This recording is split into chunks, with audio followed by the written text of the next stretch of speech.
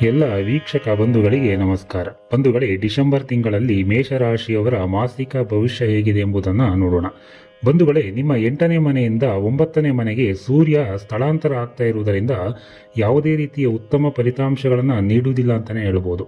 ನಿಮ್ಮ 8ನೇ ಮನೆಗೆ ಬುಧನ ಸಂಚಾರದಿಂದಾಗಿ ಸೂರ್ಯನ ಪ್ರಭಾವವನ್ನು ಕಡಿಮೆ ಮಾಡ್ತಕ್ಕಂಥದ್ದು. 8ನೇ ಮನೆ ಮತ್ತು 9ನೇ ಮನೆಯಲ್ಲಿ ಶುಕ್ರನು ಅದೃಷ್ಟವನ್ನು ತರ್ತಕ್ಕಂಥವನು. ಡಿಸೆಂಬರ್ 8ರಿಂದ ಮಂಗಳನು ಅಷ್ಟಮ ಸ್ಥಾನದ 8ನೇ ಮನೆಯಿಂದ ನಿರ್ಗಮಿಸುವುದರಿಂದ ನಿಮ್ಮಲ್ಲಿರ್ತಕ್ಕಂಥ ಆತ್ಮವಿಶ್ವಾಸ ಮತ್ತು ಶಕ್ತಿಯ ಮಟ್ಟವು ಮತ್ತಷ್ಟು ಕೂಡ ಹೆಚ್ಚಾಗುವಂಥ ಸಾಧ್ಯತೆ ಇದೆ.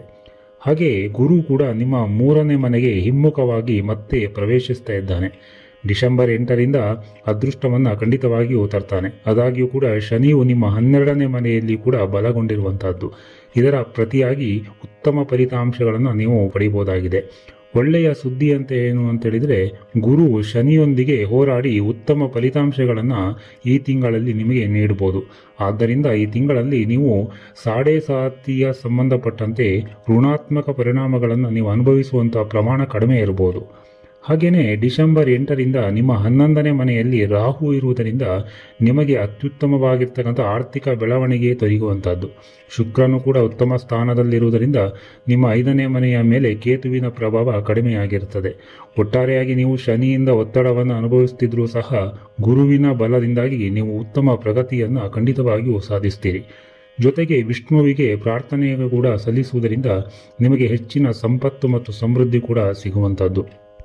ಹಾಗೆಯೇ ಈ ತಿಂಗಳು ಪೂರ್ತಿ ನಿಮ್ಮ ಕೆಲಸದಲ್ಲಿ ನೀವು ತುಂಬ ಕಾರ್ಯನಿರತರಾಗಿರುತ್ತೀರಿ. ವ್ಯಾಪಾರಸ್ಥರು ಸಹ ಈ ಅವಧಿಯಲ್ಲಿ ಅನುಕೂಲಕರವಾಗಿರ್ತಕ್ಕಂಥ ಫಲಿತಾಂಶಗಳನ್ನು ಪಡೆಯಬಹುದಾಗಿದೆ ಮತ್ತು ಅವರ ಕಠಿಣ ಪರಿಶ್ರಮ ಯಶಸ್ವಿಗೆ ಆಗುತ್ತದೆ.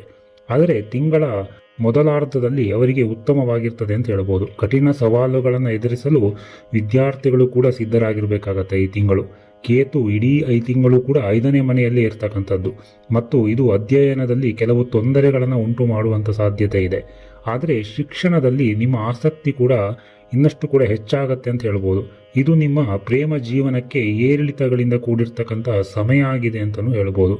ತಿಂಗಳ ಉತ್ತರಾರ್ಧದಲ್ಲಿ ಸ್ಥಳೀಯರು ಕೆಲವು ಒಳ್ಳೆಯ ಸುದ್ದಿಗಳನ್ನು ನೀವು ಕೇಳಬಹುದಾಗಿದೆ.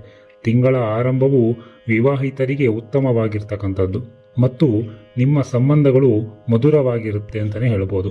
ಆದಾಗ್ಯೂ ಕೂಡ ಉತ್ತರಾರ್ಧದಲ್ಲಿ ಅಂದರೆ ತಿಂಗಳ ಮಧ್ಯಭಾಗದಲ್ಲಿ ಒಂದಿಷ್ಟು ಏರಿಳಿತಗಳ ಕೂಡ ಕಾಣುವಂಥದ್ದು ಮತ್ತು ಅದರ ನಂತರವೂ ಕೂಡ ಶುಕ್ರ 9ನೇ ಮನೆಗೆ ಚಲಿಸುವುದರಿಂದ ಕೂಡ ನಿಮ್ಮ ಪರಿಸ್ಥಿತಿಯು 20ನೇ ತಾರೀಕಿನಿಂದ ಸ್ವಲ್ಪ ಸುಧಾರಣೆ ಆಗ್ತಕ್ಕಂಥ ಸಾಧ್ಯತೆ ಇದೆ. ಹಾಗೆಯೇ ಮೇಷರಾಶಿಯವರಿಗೆ ಡಿಸೆಂಬರ್ ತಿಂಗಳಲ್ಲಿ ಹಣಕಾಸಿನ ವಿಚಾರವನ್ನು ನೋಡಬೇಕಾದ್ರೆ ನಿಮ್ಮ ಆದಾಯವು ಕೂಡ ಹೆಚ್ಚಾಗುವಂಥದ್ದು, ಆದರೆ ಸ್ವಲ್ಪ ನಿಧಾನವಾಗಿ ಆಗುವಂಥ ಸಾಧ್ಯತೆ ಇದೆ. ಸರಿಯಾದ ರೀತಿಯ ಗಮನವನ್ನು ನೀವು ನೀಡಿದರೆ ಉತ್ತಮ ಆದಾಯವನ್ನು ಗಳಿಸುವಂಥ ಅವಕಾಶ ನಿಮಗಿದೆ. ಹಾಗೆ ನಿಮ್ಮ ಆರೋಗ್ಯದ ಬಗ್ಗೆ ತುಂಬ ಜಾಗ್ರತೆಯಿಂದ ಇರಬೇಕಾಗತ್ತೆ. ಆರೋಗ್ಯದ ದೃಷ್ಟಿಯಿಂದ ಈ ಡಿಸೆಂಬರ್ ತಿಂಗಳು ಮೇಷರಾಶಿಯವರಿಗೆ ಒಂದು ಸ್ವಲ್ಪ ತೊಂದರೆ ಇದೆ ಅಂತಲೇ ಹೇಳ್ಬೋದು. ದುರ್ಬಲವಾಗಿರ್ತಕ್ಕಂತಹ ಸಂದರ್ಭಗಳು ಬರ್ತಕ್ಕಂಥ ಸಾಧ್ಯತೆ ಇದೆ. ಹೊಟ್ಟೆ ನೋವು ಆಗಿರ್ಬೋದು, ಕಣ್ಣು, ನಿದ್ರೆ, ವಾಹನ, ಈ ರೀತಿಯಾದಂಥ ವಿಷಯಗಳಿಂದ ಹೆಚ್ಚು ತೊಂದರೆಗಳನ್ನು ಅನುಭವಿಸಬೇಕಾಗತ್ತೆ. ವಾಹನಕ್ಕೆ ಸಂಬಂಧಿಸಿದ ಹಾಗೆ ಅಪಘಾತಗಳಾಗ್ತಕ್ಕಂಥದ್ದು, ಗಾಯಗಳಾಗ್ತಕ್ಕಂಥದ್ದು, ಅನಿಯಮಿತವಾಗಿ ರಕ್ತದೊತ್ತಡ ಆಗ್ತಕ್ಕಂಥದ್ದು, ಚರ್ಮದ ಅಲರ್ಜಿಗಳು ಬರ್ತಕ್ಕಂಥದ್ದು, ಇದರಿಂದಾಗಿ ಹೆಚ್ಚಿನ ಸಂಬಂಧಪಟ್ಟಂಥ ಆರೋಗ್ಯ ಸಮಸ್ಯೆಗಳನ್ನು ನೀವು ಎದುರಿಸಬೇಕಾಗಿ ಬರ್ಬೋದು. ಹಾಗಾಗಿ ಆರೋಗ್ಯದ ಬಗ್ಗೆ ಸಾಕಷ್ಟು ಕಾಳಜಿಯನ್ನು ವಹಿಸಿದರೆ ಉತ್ತಮ.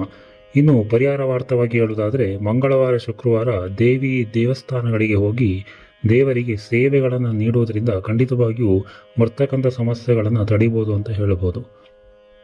ಒಟ್ಟಾರೆಯಾಗಿ ಡಿಸೆಂಬರ್ ತಿಂಗಳಲ್ಲಿ ಮೇಷರಾಶಿಯವರಿಗೆ ಒಂದು ರೀತಿಯಾಗಿ ಮಿಶ್ರ ಫಲಿತಾಂಶ ಅಂತ ಹೇಳಿದರೆ ತಪ್ಪಾಗಲಿಕ್ಕಿಲ್ಲ. ಮೇಷರಾಶಿಯವರಿಗೆ ಆ ದೇವರು ಸಕಲ ಅಷ್ಟೈಶ್ವರ್ಯ, ಆರೋಗ್ಯ, ಆಯಸ್ಸನ್ನು ಅನುಗ್ರಹಿಸಿಕೊಡಲಿ ಅಂತೇಳಿ ಇವತ್ತಿನ ಸಂಚಿಕೆಯನ್ನು ಮುಗಿಸ್ತಾ ಇದ್ದೇವೆ. ಧನ್ಯವಾದಗಳು.